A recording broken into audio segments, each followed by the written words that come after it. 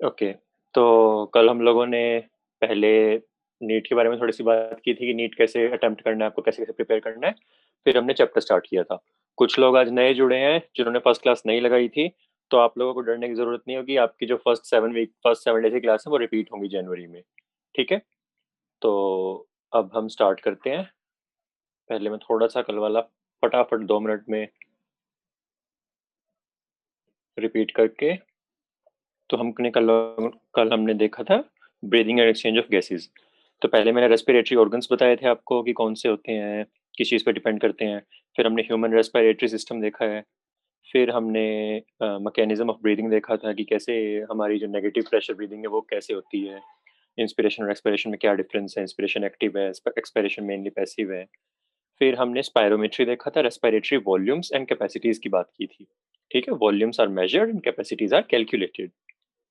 फिर हमने exchange of gases देखा था, दो जगह पे होता है, कहाँ कहाँ, एल्वियोलाई एंड ब्लड के बीच में एंड ब्लड एंड टिश्यूज के बीच में।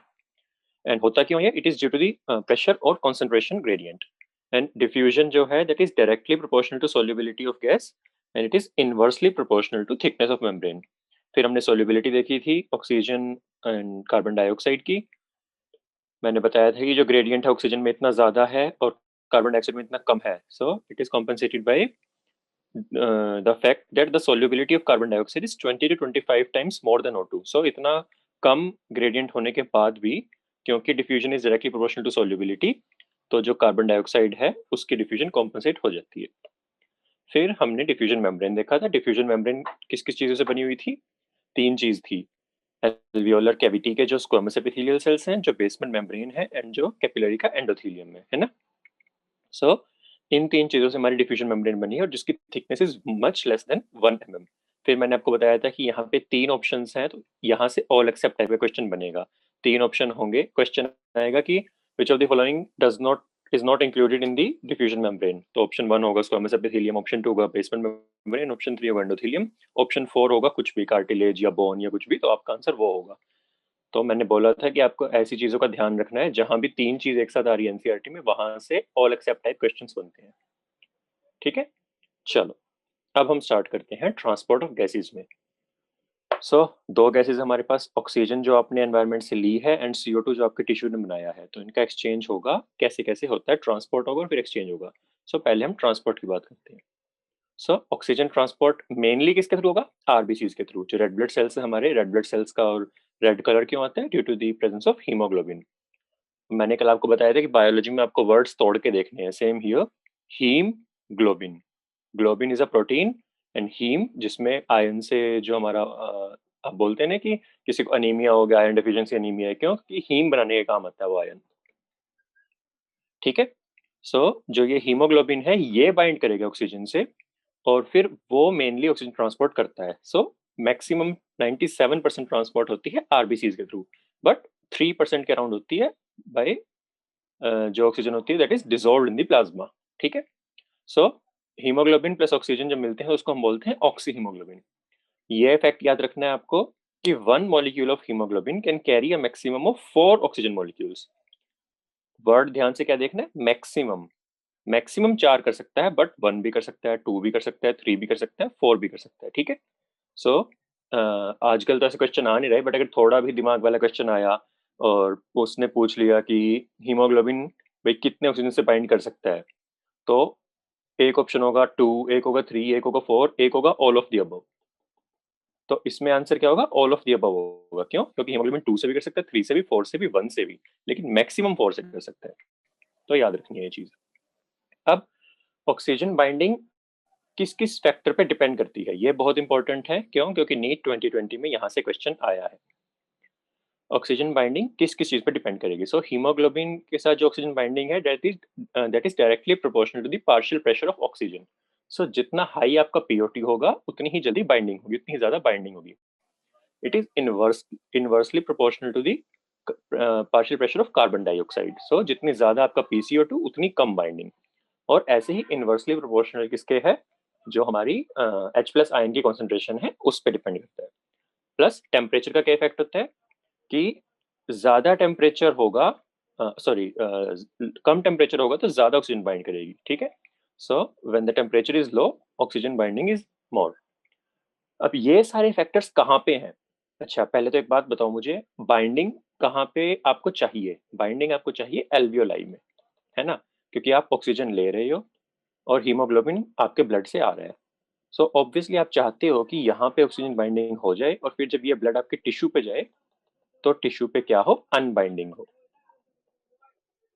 अब हमने सारे फैक्टर्स देखे, अब उनको देखते हैं, क्योंकि क्वेश्चन यहीं से आया था, इसलिए मैं थोड़ा ध्यान से करा रहा हूँ। एल्वियोलाई में क्या क्या फैक्टर्स हैं? आपका PO2 बहुत ज्यादा है। कितना है? हमने कल देखा है, ये देखो, एल्वियोलाई में 104 है ना, PO2 है। तो PO2 आपका हाई है, PCO2 कम है। क्यों? PCO2 कितना एल्वियोलाई में? सिर्फ 40 है। सो आपका PCO2 कम है। सेम आपका जो H+ कॉन्सेंट्रेशन है वो भी कम है। ऐसे ही नियरली जो आपकी एयर है वो बॉडी टेम्परेचर पे आ जाती है, बट स्टिल थोड़ा टेम्परेचर फिर भी थोड़ा सा लो रहेगा, है ना, क्योंकि आप 25 डिग्री रूम टेम्परेचर, या आज का जैसे 20 डिग्री है, 15 डिग्री है, तो थोड़ा सा टेम्परेचर आपके कोर बॉडी टेम्परेचर से हल्का सा कम होगा एयर का, तो टेम्परेचर भी कम है। अब ये सारे फैक्टर हमने अभी देखे, high PO2, low PCO2, low H+ and low temperature, favour करेंगे बाइंडिंग को। सो यहाँ पे आपकी HPO2 बाइंडिंग हो जाएगी। जैसे ही ये ऑक्सी हीमोग्लोबिन टिश्यूज पे जाएगा, टिश्यूज में इसका बिल्कुल उल्टा है, PO2 कम है, PCO2 ज्यादा है, H+ ज्यादा है, टेम्परेचर ज्यादा है, तो वहां पे अनबाइंडिंग हो जाएगी, तो हीमोग्लोबिन अलग हो जाएगा, ऑक्सीजन अलग हो जाएगी, ये ऑक्सीजन आपका टिश्यू यूज कर लेगा, ठीक है। चलो, अब इस जो बाइंडिंग है इसको हम एक ग्राफ से रिप्रेजेंट करते हैं। ये है सिग्मोइड शेप कर्व या एस शेप कर्व, है ना, एक रफली एस शेप दिख रही है ना आपको, ये जो शेप आ रही है ये रफली एस शेप है ना। So this is a sigmoid shape curve. अब इसको कर्व को पढ़ते कैसे हैं? इस कर्व को पढ़ने में आप ये देखो कि इनिशियली जब partial pressure of oxygen x axis पे है, कम है, तो परसेंटेज सेचुरेशन ऑफ हीमोग्लोबिन है वो भी कम है। जैसे जैसे आप बढ़ाए जा रहे हो वैसे वैसे ये बढ़ता जा रहा है, ठीक है। यहाँ तक बिल्कुल सिंपल है कि मानो इतने में लिनियरली स्ट्रेट है, तो इतने में क्या हो रहा है कि सिर्फ 20 से 40 कर देने पे ही, पार्शियल प्रेशर 20 mmHg से 40 कर देने पे ही जो आपकी सेचुरेशन है वो 30 से 70 पहुंच गई। देख रहे हो? तो इसका क्या मतलब होता है कि ऑक्सीजन जैसे जैसे थोड़ी सी भी बढ़ती है, आपका जो परसेंटेज सेचुरेशन है वो एकदम बढ़ जाता है। ऐसा क्यों होता है? क्योंकि हमने ऊपर देखा कि जो Hb है, एक Hb का मॉलिक्यूल है वो 4 ऑक्सीजन मॉलिक्यूल से बाइंड कर सकता है ना। सो एक चीज होती है कि Hb ने जब पहले ऑक्सीजन मॉलिक्यूल से बाइंड कर लिया है, तो उसकी ऑक्सीजन एफिनिटी और ज्यादा बढ़ जाएगी। सो ये सेकंड ऑक्सीजन मॉलिक्यूल है, इसके लिए इसकी एफिनिटी बढ़ जाएगी। मतलब यहाँ पे जो Hb था, उसकी जो फर्स्ट ऑक्सीजन मॉलिक्यूल के लिए एफिनिटी थी, ये वाली एफिनिटी उससे ज्यादा है, तो ये फटाफट इसको भी बाइंड कर लेगा। सो 2O2 हो गया। Hb 2O2 की एफिनिटी फिर ऑक्सीजन के लिए और ज्यादा बढ़ जाएगी, फिर वो 3O2 हो जाएगा, ऐसे ही 4O2 हो जाएगा। तो एफिनिटी हीमोग्लोबिन की बढ़ती रहती है, जैसे एक भी ऑक्सीजन मॉलिक्यूल ऐड होता है वो हीमोग्लोबिन की एफिनिटी को टुवर्ड्स ऑक्सीजन और ज्यादा बढ़ा देता है। सो इससे क्या होगा कि जैसे ही ऑक्सीजन लोड होनी शुरू हुई हीमोग्लोबिन पे, तो फटाफट हीमोग्लोबिन ने और ज्यादा ऑक्सीजन को क्या कहते हैं, बाइंड करना शुरू कर दिया। और इसका फायदा क्या है बॉडी में? इसका फायदा आप ग्राफ को उल्टा पढ़ोगे तब आपको दिखेगा कि मानो आप प्लेन्स में हो या आप नॉर्मल जगह पे हो कि पार्शियल प्रेशर एयर में इतना है, ठीक है, तो आपकी सेचुरेशन नियरली 100% है। जब आप मानो किसी ऐसी जगह जा रहे हो जहाँ पे ऑक्सीजन कम होती जा रही है, ऑल्टीट्यूड पे जा रहे हो, तो आपने यहाँ करनाल से चलना शुरू किया। अच्छा यार, मोस्टली लोग यहाँ के करनाल के हैं, इसलिए मैं करनाल का एग्जांपल ले रहा हूँ। आप नॉर्थ में जाए जा रहे हो, आप जैसे ही ऑल्टीट्यूड थोड़ा थोड़ा बढ़ता जा रहा है, आप कालका पहुंचे, शिमला पहुंचे, वहां पे इतना ऑल्टीट्यूड बढ़ गया, ऑक्सीजन थोड़ी कम हो गई, बट स्टिल उतनी ज्यादा कम नहीं हुई। तो मानो यहाँ तक पहुंच गई, तब भी जो आपकी सेचुरेशन है वो नियरली 90 से 100% के बीच में है, तो आपको कोई दिक्कत नहीं होगी। बट आप मनाली गए, मनाली से आगे आप लेह गए, लेह जाते जाते एकदम जो ऑक्सीजन की वो है, पार्शियल प्रेशर है वो बहुत कम हो जाएगा। तब एकदम क्या होगा, जो आपकी परसेंटेज ऑक्सीजन सेचुरेशन है वो काफी ज्यादा ड्रॉप कर जाएगी, और यहाँ पे आपको रिस्क होगा क्या कहते हैं, जो हमें एडवर्स इफेक्ट्स फील होते हैं ऑल्टीट्यूड सिकनेस के, वो आपको इतनी ज्यादा ऑल्टीट्यूड पे फील होने शुरू हो जाएंगे। ठीक है, तो इसका ये फायदा हुआ ना इतने एरिया का, कि इतने एरिया में आप भले ही ऑक्सीजन काफी कम भी कर दो, आपकी सेचुरेशन बहुत ज्यादा ड्रॉप नहीं करेगी। बट हाँ, अगर ऑक्सीजन ड्रास्टिकली कम हो गई, इतनी ज्यादा कम हो गई, तब आपकी सेचुरेशन रैपिडली ड्रॉप करेगी। समझ गए? तो ग्राफ का सिग्निफिकेंस ये है, आपको ऐसे पढ़ना आना चाहिए। दो चीजों से बताया मैंने, ठीक है। अब इस ग्राफ में दो चीजें होती हैं, right shift, left shift. Right shift क्या होता है कि जब ये ग्राफ है टुवर्ड्स एक्स एक्सिस शिफ्ट हो जाए, ठीक है। सो ग्राफ ऐसे शिफ्ट होता है, जो मैंने ये ब्लू कलर का ग्राफ बनाया है ये वाला, this is right shift. Right shift क्या क्या कराता है? High PCO2, high PCO2, high H plus and increase temperature, high temperature. इससे क्या होगा, सेम ऑक्सीजन के उस पे पार्शियल प्रेशर पे जो आपकी सेचुरेशन है वो कम होगी। सो ये ऐसी कंडीशंस कहाँ पे होती है? हमने ऊपर ही पढ़ा, टिश्यू में ऐसी कंडीशन होती है ना। टिश्यू में पार्शियल प्रेशर भी ज्यादा है, एच प्लस भी ज्यादा है, टेम्परेचर भी ज्यादा है। सो मानो हीमोग्लोबिन आया, हीमोग्लोबिन की मानो पार्शियल प्रेशर 80 पे, सेचुरेशन आपकी इतनी है। जैसे ही वो इन कंडीशंस में आएगा, जो आपका ग्राफ है वो राइट शिफ्ट होके ये ड्रॉप कर जाएगा। सो 80 पे सेचुरेशन कम हो गई, यानी कि ऑक्सीजन अनलोडिंग हो गई। सो राइट शिफ्ट में क्या होता है? राइट शिफ्ट में सेम पार्शियल प्रेशर पे सेचुरेशन कम हो जाती है, ठीक है। या दूसरा तरीका हम क्या बोल सकते हैं, सेम सेचुरेशन को मेंटेन करने के लिए हाई पीओ2 चाहिए। कि अगर आपसे पूछे कि 90% सेचुरेशन कितने पीओ2 पे हो रही है, ठीक है, तो यहाँ पे 90 हो रही है, 90% सेचुरेशन यहाँ पे, यहाँ है, ये होगा ना 90, और इस वाले ग्राफ में 90 ये है। सो फर्स्ट वाले ग्राफ में वो 70 mmHg पे हो जा रही है, बट राइट शिफ्ट होने के बाद वो 100 mmHg पे हो रही है। तो राइट शिफ्ट का मतलब ये हुआ कि सेम ऑक्सीजन सेचुरेशन मेंटेन करने के लिए आपको high partial pressure of oxygen चाहिए। इसका बिल्कुल उल्टा होता है लेफ्ट शिफ्ट। लेफ्ट शिफ्ट कहाँ होता है? अगर H प्लस कम है, PCO2 कम है, टेम्परेचर कम है, तो सेम ऑक्सीजन सेचुरेशन मेंटेन करने के लिए आपको कम PO2 चाहिए। सो यहाँ पे 90 सेचुरेशन कितने पे है? लगभग 40 पे है, ठीक है। जबकि हमारे ओरिजिनल ग्राफ में 90 कहाँ थी? हमारे ओरिजिनल ग्राफ में 80 पे थी।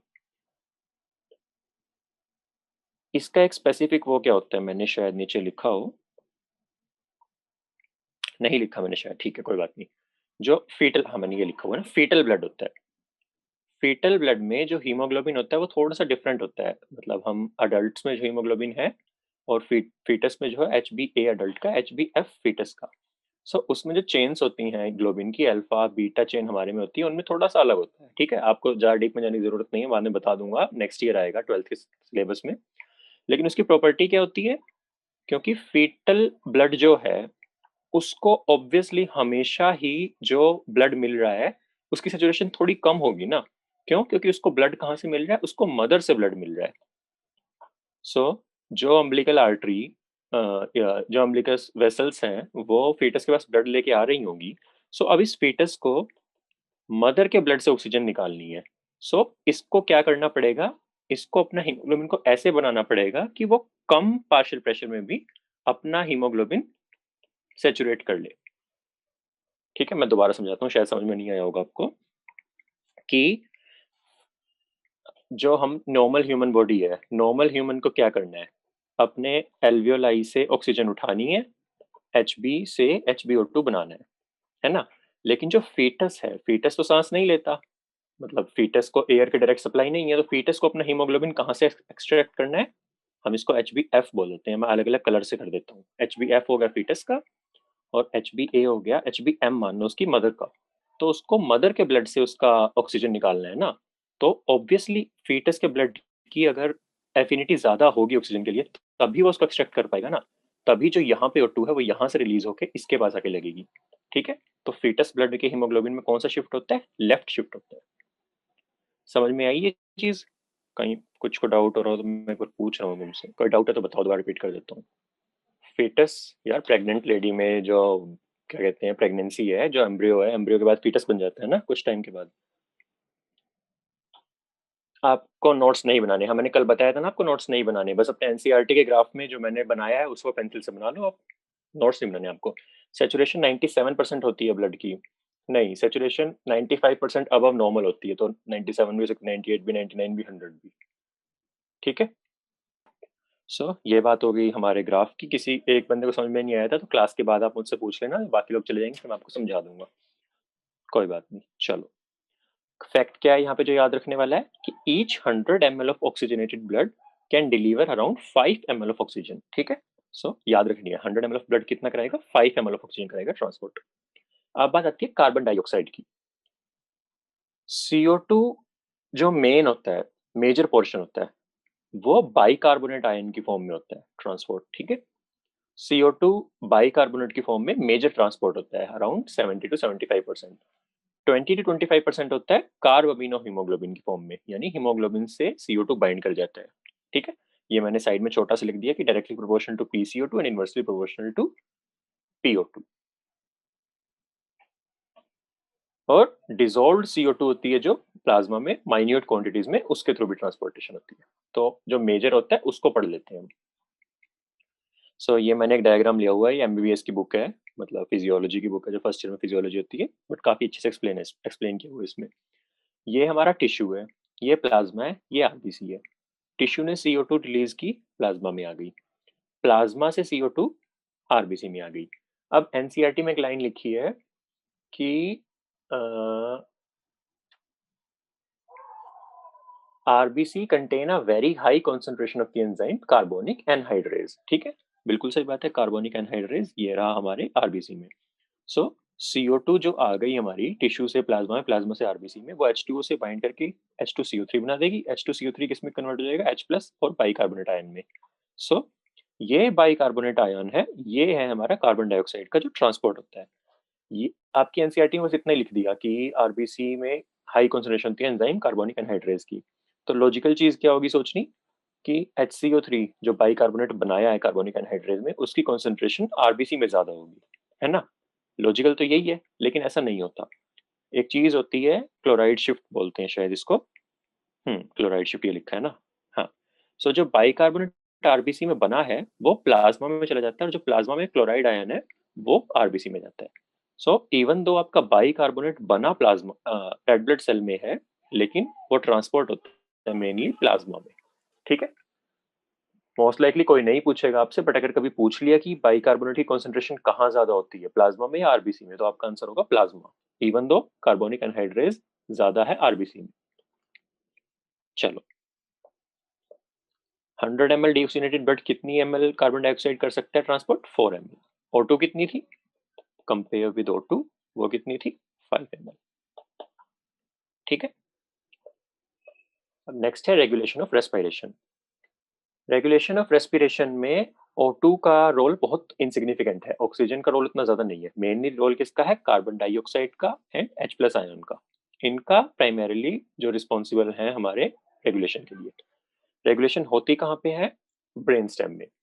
सो हम बॉडी की डिमांड से अकॉर्डिंग अपनी जो रेस्पिरेटरी रिदम है उसको मेंटेन कर सकते हैं।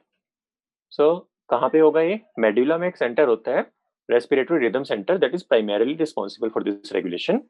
Another centre present in the pons region of the brain called pneumotaxic centre. ये जो हमारा न्यूमोटैक्सिक सेंटर है, न्यूमोटैक्सिक सेंटर पोन्स में, बहुत इंपॉर्टेंट है, बहुत बार इससे क्वेश्चन पूछे जाते हैं।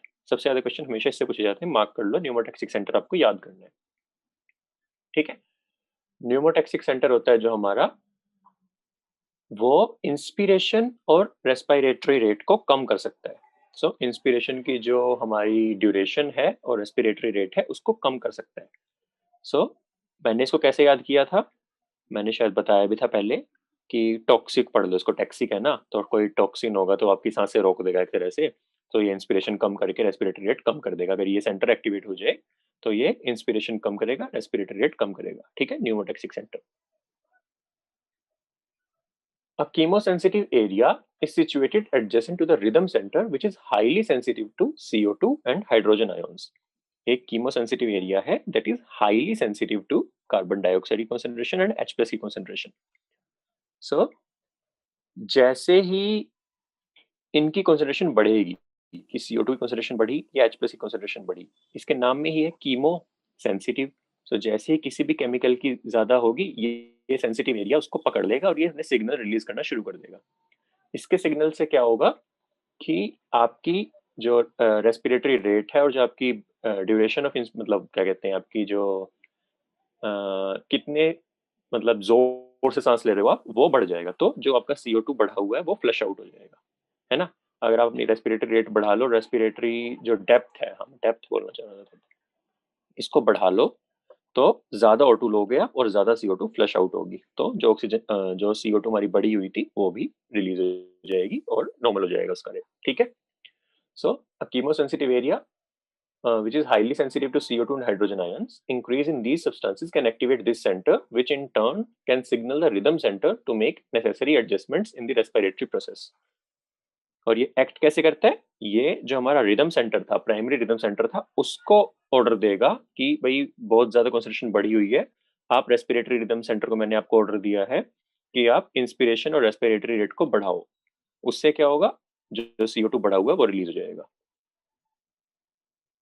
Receptors associated with aortic arch and carotid artery also can recognize changes in CO2 and H plus concentration. जो aorta आपके हार्ट से निकलती है उसमें जो ये आर्च है, ये वाला पोर्शन, यहाँ पे कुछ बॉडीज होती हैं, ठीक है। अयोटिक आर्च और जो हमारे कैरोटिड आर्टरी है, जो अयोटा से आगे आर्टरी निकल के कैरोटिड जो हमारे ब्रेन को सप्लाई करेगी, हेड एंड नेक को सप्लाई करेगी, वहां पे भी कुछ होते हैं ये सेंटर्स जो CO2 H प्लस कॉन्सेंट्रेशन को रिकॉग्नाइज कर सकते हैं।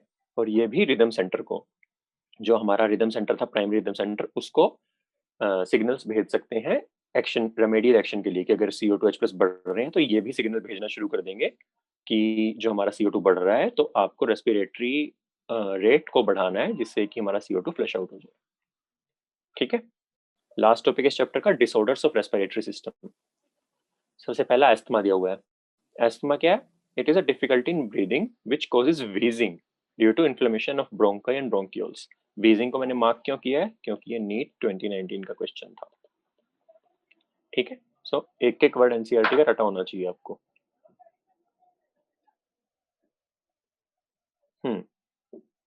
एक सेकेंड यार। हाँ, एस्थमा हो क्यों रहा है? Due to inflammation of bronchi and bronchioles. इसमें एस्थमा में होता क्या है कि जो आपके ट्रेकिया से ब्रोंकस बना था, ब्रोंकस से फिर ब्रोंक्यूल्स बने थे, जब भी ये कोई एलर्जन को, मेनली एलर्जी एसोसिएटेड अस्थमा होती है, आप में से कुछ लोगों को होगी भी शायद, सीजनल या एलर्जी एसोसिएटेड। सो वहाँ पे इन्फ्लेमेशन की वजह से क्या होता है कि जैसे ही वो एक एलर्जन को पकड़ते हैं वो कॉन्स्ट्रिक्ट कर जाते हैं, कि उनका जो साइज इतना था वो सिर्फ इतना रह जाता है। तो आपने फिजिक्स में पढ़ा होगा कि किसी भी ट्यूब का साइज जैसे ही कम होगा तो रेजिस्टेंस बढ़ जाएगा ना। तो फ्लूइड, एयर भी फ्लूइड है, जो पहले इजीली पास हो रही थी अब बहुत डिफिकल्टी से वो क्या कहते हैं आपके लंग्स तक पहुंचेगी, इसीलिए सांस लेने में दिक्कत होती है। ये था एस्थमा। सेकंड है एम्फाइसीमा। एम्फाइसीमा क्या है? It is a chronic disorder. तो हर एक वर्ड की वैल्यू है, आपको याद रखना है। इसमें क्या होता है, एल्वियोलर वॉल्स हैं जो हमारी, वो डैमेज हो जाती हैं। सो मैंने डायग्राम बनाया कि ये एल्वियोलाई वॉल्स हैं, ठीक है, बहुत सारे एल्वियोलाई हैं, तो ये जो है ये डैमेज होके एक ऐसे बड़ा बैग बना देंगी। सो ऑब्वियसली जो हमारा सरफेस एरिया वो कम हो जाएगा, है ना। आपको पता होगा कि अगर मैं ऐसे मल्टीपल कोई चीज ले रहा हूँ, सो यहाँ पे ये सारा जो एरिया है, ये वाला जिसको मैं ब्लैक से मार्क कर रहा हूँ, यहाँ सारे पे हमारी जो पहले ऑक्सीजन और कार्बन डाइऑक्साइड एक्सचेंज हो रहा था वो सारे एरिया पे हो रहे थे। अगर ये वॉल डिस्ट्रॉय हो जाए, ये सिर्फ इतना बनेगा, तो एरिया ड्रास्टिकली कम हो गया ना आपका एक्सचेंज करने वाला, ठीक है। सो एम्फाइसीमा मेनली होता है कि सरफेस एरिया डिक्रीज कर जाता है। प्राइमरी कॉज क्या है इसका? Cigarette smoking. एक और है जो 12th क्लास में आएगा, अल्फा 1 एंटीट्रिप्सिन डेफिशिएंसी, वो भी याद रखना आपको,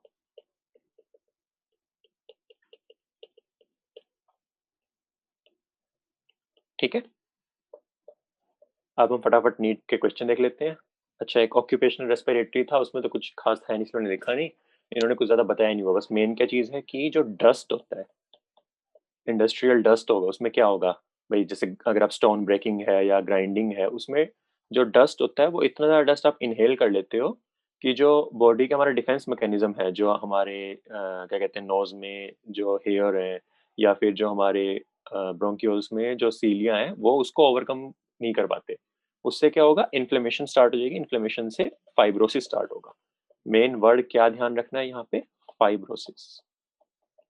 रेस्पिरेटरी ऑक्यूपेशनल रेस्पिरेटरी में फाइब्रोसिस होता है। फाइब्रोसिस से क्या होगा कि जो हमारा लंग है उसकी लंग डैमेज होना शुरू हो जाएगा, और जो उनकी कैपेसिटी होती है, पल्मोनरी कैपेसिटी होती है, वो डिक्रीज हो जाएगी। इसका प्रिवेंशन क्या है? मास्क पहनना। चलो, नीट 2020 क्वेश्चन, फर्स्ट क्वेश्चन है, identify the wrong statement with reference to transport of oxygen. हमेशा बहुत ध्यान से पढ़ने हैं ऐसे क्वेश्चन, क्योंकि रॉन्ग नहीं देखा आपने, आपने करेक्ट पढ़ लिया, कुछ और कर लिया, तो आप गलत करके आ जाओगे। फर्स्ट है, binding of oxygen with haemoglobin is mainly related to partial pressure of O2। फिर है, partial pressure of CO2 can interfere with oxygen binding with haemoglobin. C है, higher H plus concentration in alveoli favours the formation of oxyhaemoglobin. And D है, low PCO2 in alveoli favours the formation of oxyhaemoglobin. बताओ answer, फटाफट बताओ। चलो, सबने answer सही बताया। देखा कितना सिंपल क्वेश्चन है, बिल्कुल एनसीईआरटी की लाइन से आया है ना। कोई पूछ रहा है कि एक और बार दिखाओ क्वेश्चन, देख लो फटाफट, मैं आंसर ही बता देता हूँ। आंसर है सी। क्वेश्चन क्या था? Wrong statement with reference to transport of oxygen. So binding किससे रिलेटेड है? पार्शियल प्रेशर ऑफ ऑक्सीजन से, बिल्कुल सही बात है। Partial pressure of CO2 can interfere, बिल्कुल सही बात है। क्यों? क्योंकि इनवर्सली प्रोपोर्शनल होता है बाइंडिंग का, है ना, हमने ऊपर पढ़ा था। थर्ड है, higher H plus concentration in alveoli, बिल्कुल गलत बात है। एनसीईआरटी की लाइन देखो कहां से उठाई है इन्होंने, जो पेज नंबर 274 पे दिखेगा आपको। 274 में ग्राफ के राइट में देखो, in the alveoli where there is high PO2, low PCO2, lesser H plus concentration. So वहां से उन्होंने लेसर की जगह हायर कर दिया, तो आंसर ये हो गया। ठीक है। Fourth is low PCO2 in alveoli favours the formation of oxy haemoglobin, बिल्कुल सही बात है, लो PCO2 भी होती है एल्वियोलाई में। चलो, फोर्थ है, नेक्स्ट क्वेश्चन है, select the correct events that occur during inspiration. Contraction of diaphragm, contraction of external intercostal muscles, pulmonary volume decreases, intrapulmonary pressure increases. Options are A and B, C and D, A, B and D, and only D. फटाफट देखो और answer बताओ। ज्यादातर लोग सही बता रहे हैं, 2 लोगों ने गलत बताया यार। ये क्वेश्चन गलत नहीं होना चाहिए आपका, बहुत सिंपल क्वेश्चन है, बिल्कुल बेसिक क्वेश्चन था। सब लोग आंसर किया करो यार, सबको आंसर करना है, कुछ कम लोग ही कर रहे हैं।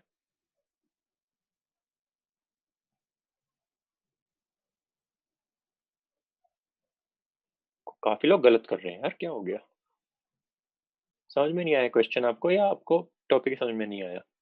आंसर इज ए, बहुत लोग सी बोल रहे हैं। डी कहां से सही हो गया यार? इंट्रा पल्मोनरी प्रेशर तो डिक्रीज होता है ना, हमने पढ़ा तो था इंस्पिरेशन में जो प्रेशर है वो डिक्रीज होता है, उसकी वजह से ऑक्सीजन जो हमारी एयर है वो अंदर आती है। क्यों? क्योंकि हमारी नेगेटिव प्रेशर है ना, नेगेटिव प्रेशर ब्रीदिंग है। सो जब डायफ्राम कॉन्ट्रैक्ट करेगा, एक्सटर्नल इंटरकोस्टल मसल्स कॉन्ट्रैक्ट करेंगे, तो पल्मोनरी वॉल्यूम बढ़ेगी। पल्मोनरी वॉल्यूम बढ़ने की वजह से पल्मोनरी प्रेशर कम हो जाएगा। जैसे ही ये प्रेशर एटमॉस्फेरिक प्रेशर से कम होगा, बाहर की एयर विल रश इन, और यही तो इंस्पिरेशन है, जब बाहर की एयर आ रही है अंदर। हमने ऊपर पढ़ा भी था ये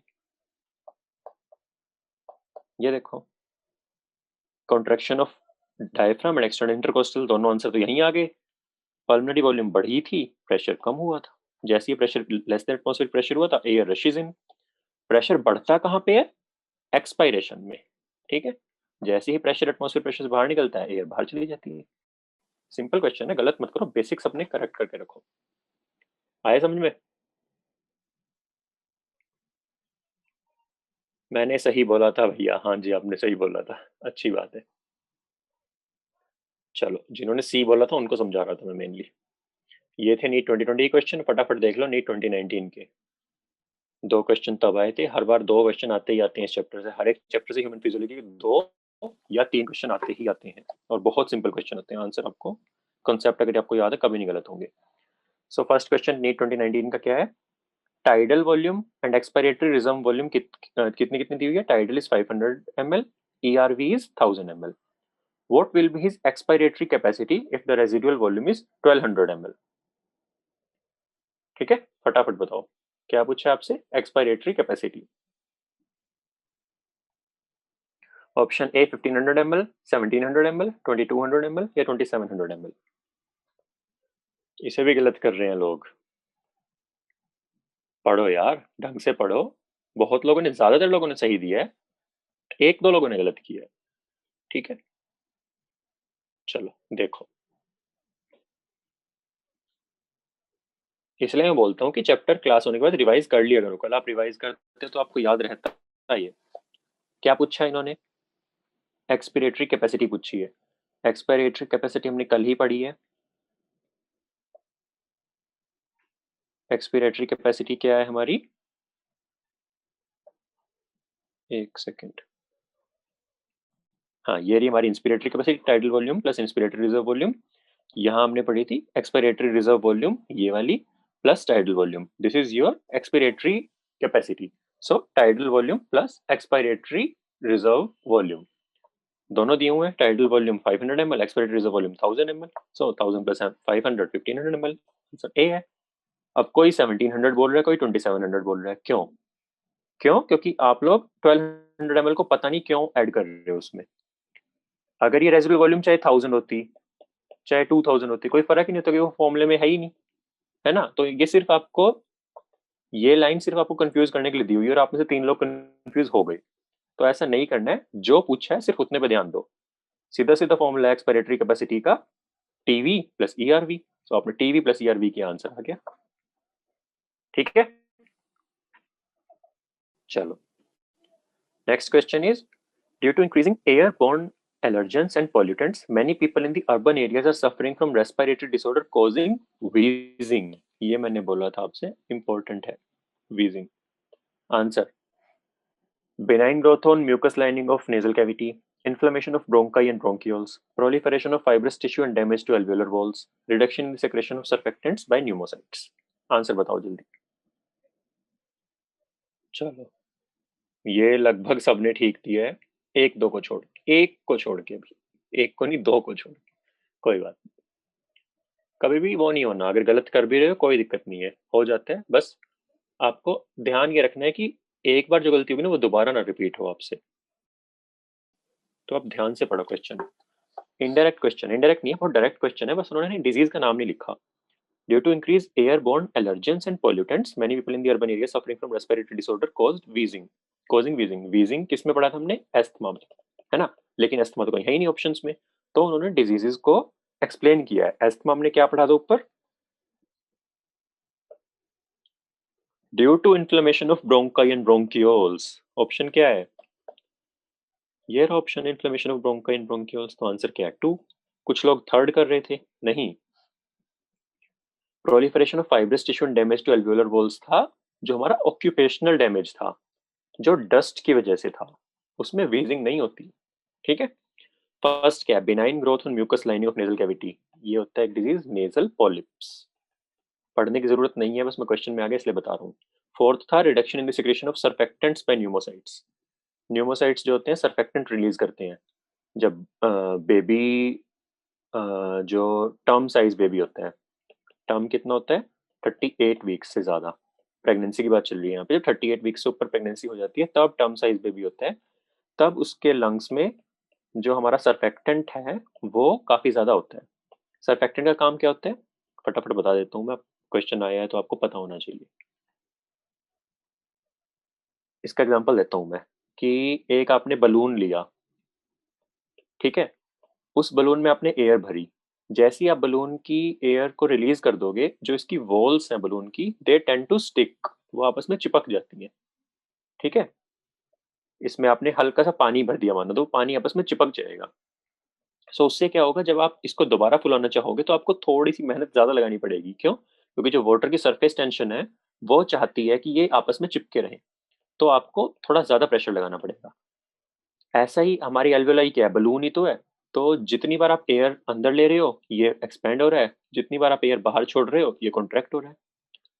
तो अगर आप हर एक बार इतनी ज्यादा मेहनत लगाओगे उसे फुलाने में, उसको एक्सपेंड करने में, तो आपकी एनर्जी तो बहुत ज्यादा यूज हो जाएगी ना। सो इसके लिए क्या किया नेचर ने, हमें सर्फेक्टेंट दे दिया। सर्फेक्टेंट क्या काम करता है, डिटर्जेंट का काम करता है। डिटर्जेंट जो होगा या सर्फेक्टेंट जो होगा, उसका काम क्या है, सरफेस टेंशन को कम करना। सो वो सरफेस टेंशन को इतना कम कर देगा कि जब ये कोलैप्स करने के बाद आपस में पास पास भी आएंगे ना, और ये ऐसे आपस में मिल जाएगा, तब भी ये बहुत जोर से चिपकेंगे नहीं, तो बहुत इजीली जैसे ही आप एयर लोगे ये एक्सपेंड करना शुरू कर देगा। लेकिन जो ये सर्फेक्टेंट होता है, ये अराउंड 34 वीक्स के बाद सिक्रीट होना शुरू होता है, 34 वीक्स ऑफ प्रेगनेंसी के बाद फीटस के जो लंग्स हैं, जो बच्चे के लंग्स हैं, उनमें सिक्रीट होना शुरू होते हैं। सो अगर प्री टर्म बेबी है कोई, प्री टर्म बेबी, कई बार होता है ना, आपने सुना भी होगा आसपास में किसी को कि 9 महीने से पहले डिलीवरी हो गई, वहां पे जो प्री टर्म बेबी होता है उसमें सरफेक्टेंट कम है क्योंकि, तो उसको ब्रीदिंग में दिक्कत होती है, इसीलिए जो प्री टर्म बेबी होता है उसको थोड़े टाइम के लिए वेंटिलेटर पे या फिर उसको सपोर्ट देना पड़ता है, क्यों? क्योंकि सरफेक्टेंट कम है। ठीक है। एक और चीज सुन लो, बहुत इजी है कि सरफेक्टेंट, अगर आपको लग रहा है कि किसी मदर को, मानो एक 32 वीक का मदर है, 32 वीक्स प्रेग्नेंट मदर है, उसको सीजर्स आ रहे हैं भाई, उसको दौरे पड़ रहे हैं बहुत ज्यादा, क्यों? क्योंकि उसका बीपी बहुत बड़ा है, ये एक कंडीशन होती है। इसका ट्रीटमेंट क्या है? आपको फटाफट डिलीवरी करानी है, इमिनेंट डिलीवरी होनी ही होनी है, वरना मदर की डेथ हो सकती है। बट आपको पता है कि 32 वीक में जैसी बेबी आएगा तो उसको दिक्कत होगी, तो आप क्या करोगे? मदर को स्टेरॉइड्स आते हैं कुछ, उसका इंजेक्शन दे दोगे। ये सब नोट मत करना, आपको बता रहा हूँ, कहीं बाई चांस आपसे कभी पूछ लो तो आपको याद रहेगा। सो स्टेरॉइड क्या करते हैं, जो सर्फेक्टेंट की प्रोडक्शन है उसको बढ़ा देते हैं। ठीक है। सो फिर जो बच्चा है उसमें कम वीक पे भी सर्फेक्टेंट इतना हो जाएगा कि वो सर्वाइव कर पाएगा इजीली। आगे समझ में?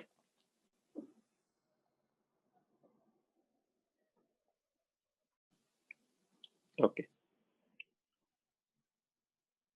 चलो नेक्स्ट चैप्टर करते हैं। उससे पहले कल एक और चीज़ मुझे याद आ गई, प्रेगनेंसी और बच्चों से, फटाफट वो और बता देता हूँ आपको मैं। कल हमने पढ़ी थी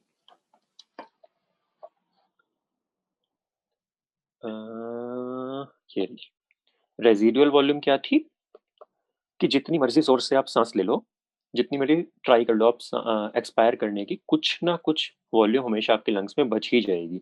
इसका सिग्निफिकेंस क्या, कहाँ है? इसका सिग्निफिकेंस होता है फोरेंसिक, फोरेंसिक मेडिसिन है। आपके पास एक मदर आई अपने बेबी को लेके कि मेरा बेबी डाइड, कि बेबी की डेथ हो गई है। अब वो बोल रही है कि जो डॉक्टर था, भाई मेरा बेबी तो लाइव पैदा हुआ था, बट जो डॉक्टर था उसने कुछ केयरलेसनेस की जिससे कि उसकी डेथ हो गई। बट डॉक्टर बोल रहा है कि नहीं, जो बेबी था वो डेड ही पैदा हुआ था, मेरी कोई केयरलेसनेस नहीं थी। तो आपके पास पता लगाने के बहुत सारे तरीके हैं। एक तरीका क्या है कि आप उसका लंग का टिश्यू लोगे और उस छोटे से टिश्यू को पानी में डुबो दोगे, मतलब पानी में डाल के देखोगे। पानी में आपने, एक सेकेंड, लंग को डाल दिया। अगर तो बेबी लाइव पैदा हुआ था तो उसने ऑब्वियसली एक आधी ब्रेथ तो ली होगी ना। जैसे ही उसने एक तो ब्रेथ ली होगी, उसके लंग्स में कुछ ना कुछ रेजिडुअल वॉल्यूम बची रही होगी, तो कुछ ना कुछ एयर हमेशा रही होगी, तो वो फ्लोट करेगा। बट अगर बेबी डेड पैदा हुआ, उसने कोई सांस ही नहीं ली है, तो ऑब्वियसली उसके लंग्स में कोई हवा नहीं पहुंची हुई, तो ये डूब जाएगा। मतलब बहुत सारे तरीके होते हैं, बट एक ये सिंपल सा तरीका होता है। ठीक है। चलो नेक्स्ट चैप्टर स्टार्ट कर लेते हैं हम फटाफट। मेरे यार उसके क्या कहते हैं, नेक्स्ट हम आगे ही कर लेते हैं, डाइजेशन हम बाद में कर लेंगे।